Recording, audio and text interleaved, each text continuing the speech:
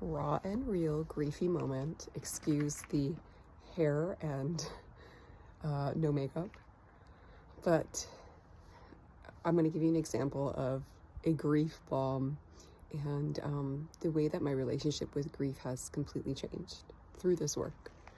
So I just dropped my kids off at school, and a song came on, and it was all about the words, "Every time I call, you come running." And immediately brought me back to my dad. Like, every time I would call him, he would come running. Every time I felt unsafe, he would be here.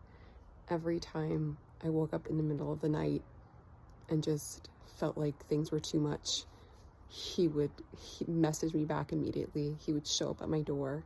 Every morning I would wake up and I couldn't get up with my kids.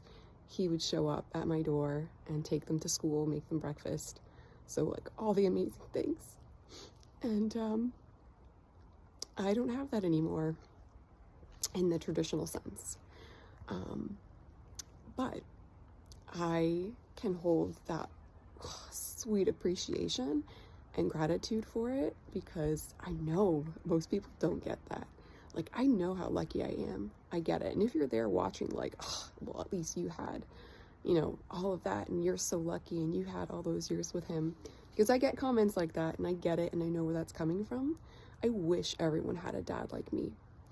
And I also know how hard it is to believe that that we have a loving God. So I've come to know God as a loving Father.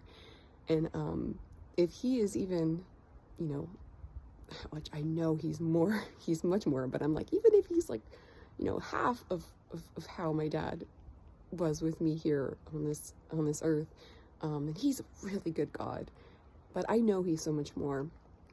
And that's how I think of God as well, is, every time we call, he comes running, because he loves us so much, because we're his children, because he wants an abundant life for us. He wants the good things for us. So back to the grief.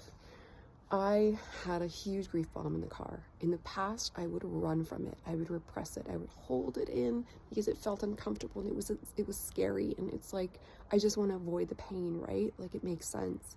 But this time I got almost this like excitement with it. Like, here's another layer. And I shed those tears, and I let out sounds, and I moved it through me.